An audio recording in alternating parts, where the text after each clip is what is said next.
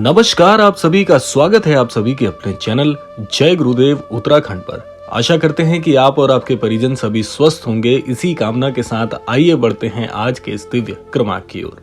क्या आपने कभी महसूस किया है कि कुछ साधारण से शब्द अगर सही विधि और सही समय पर बोले जाएं, तो वो आपके भाग्य की दिशा बदल सकते हैं।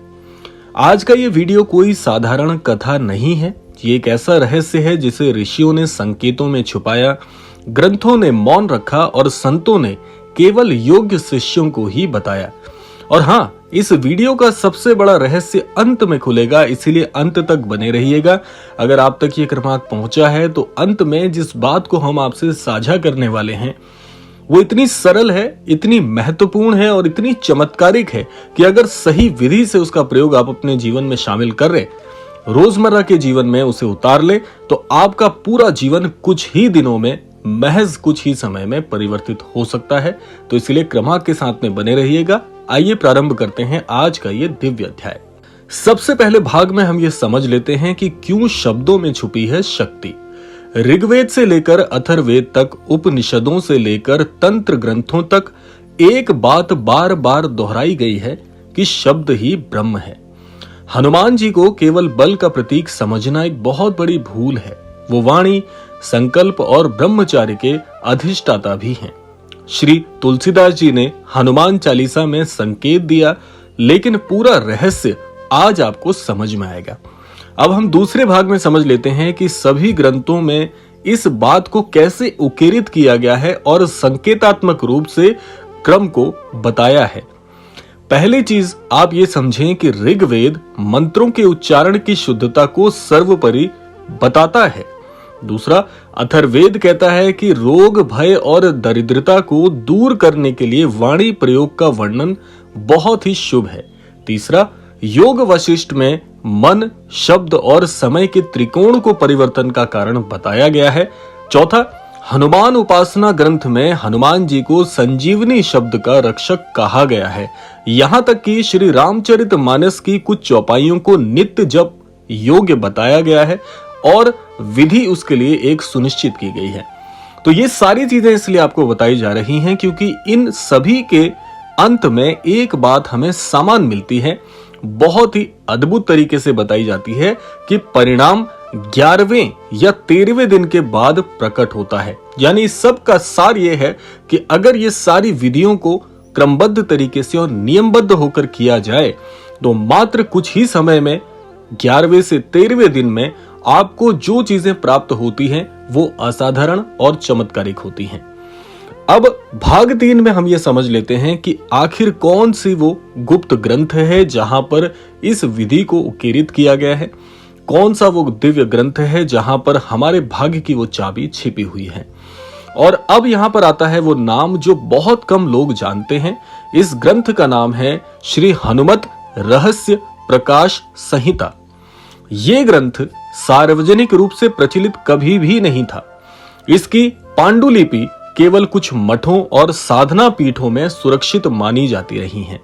इस ग्रंथ में श्री हनुमान उपासना को दैनिक जीवन परिवर्तन साधना कहा गया है और बताया गया है कि कैसे अपने दैनिक जीवन में परिवर्तन करने के लिए श्री हनुमान जी के कुछ उपासना सूक्त को लेकर जीवन परिवर्तित किया जा सकता है। अब हम जान लेते हैं इस दिव्य ग्रंथ में छिपी एक ऐसी गुप्त चौपाई जो कि इतनी सरल है कि हर एक व्यक्ति इसका सही उच्चारण के साथ प्रयोग कर सकता है और अपने जीवन में लाभान्वित हो सकता है। यहां से क्रमांक को आपको बड़े ध्यान से सुनना हो जाता है क्योंकि अब जो हम आपको बताने वाले हैं वो सबसे महत्वपूर्ण आपके काम की बात है। अब हम बात कर लेते हैं उस चौपाई के विषय में। बड़े ध्यान से सुनिएगा, ये वो चौपाई है जिसका वर्णन सामान्य कथाओं में नहीं मिलता। उक्त चौपाई को आप हमारे डिस्क्रिप्शन बॉक्स से और कमेंट बॉक्स से प्राप्त कर सकते हैं। ये चौपाई है, वाणी शुद्ध हो भाव अटल, हनुमत कृपा तब होए सफल, 13 दिन में बदले लेख, मिटे दरिद्र भय छल। ये चौपाई साधना संकेत के रूप में वर्णित है और यहाँ पर आपको समझना यह है कि इस संपूर्ण पाठ में से भी ये जो कुछ पंक्तियां हैं चौपाई की, अगर इतना भर भी आप कर लें तो 13 दिनों में आपको वो लाभ हो सकता है जो आपको किसी अन्यत्र स्थान से या किसी अन्यत्र माध्यम से प्राप्त नहीं हो सकता। अब हम बढ़ते हैं इस क्रमांक के 5वें भाग में, जहां पर चौपाई पढ़ने की 13 दिवसीय विधि सुनना बहुत जरूरी है, क्योंकि यहां तक चौपाई आपने सुन ली है, लेकिन जब तक इसकी विधि नहीं जानेंगे तब तक इस चौपाई से लाभ अर्जित नहीं किया जा सकता। अब आप बड़े ध्यान से सुनिएगा, क्योंकि अब हम आपको बताने वाले हैं वो 13 दिवसीय सूत्र विधि जो आप इस चौपाई के माध्यम से करेंगे। तो सबसे पहले आता है ये 13 दिन का जो सफर है, उसमें सबसे पहले आपको क्या काम करना है। प्रातः सूर्योदय से पहले आपको उठना है। स्नान के बाद उत्तर या पूर्व दिशा की ओर मुख आपको करना है। हनुमान जी की तस्वीर या महाराज जी की तस्वीर या मन में आप उनका ध्यान कर सकते हैं। इस चौपाई को 11 बार बहुत ही धीमी लेकिन स्पष्ट आवाज में पढ़ना है। पढ़ने के बाद 1 मिनट आपको मौन रखना है। ध्यान रखिएगा, इन 13 दिनों में झूठ, कटु वचन और क्रोध से दूरी बनाए रखनी है, तब जाकर इसका 100% लाभ आपको प्राप्त होगा। क्योंकि हर चीज को करने की एक विधि होती है, ये विधि का एक भाग है। और अब आप समझिए कि 13वें दिन के बाद परिवर्तन क्या होगा। ये तो आपने विधि समझ ली है, लेकिन विधि संपूर्ण करने के बाद 13 दिनों में आपके जीवन में इसका क्या असर होगा, अब हम वो समझ लेते हैं। यहां पर आपको एक चीज समझनी बहुत अनिवार्य हो जाती है कि इस ग्रंथ के अनुसार 13वां दिन संकल्प परीक्षण दिवस होता है।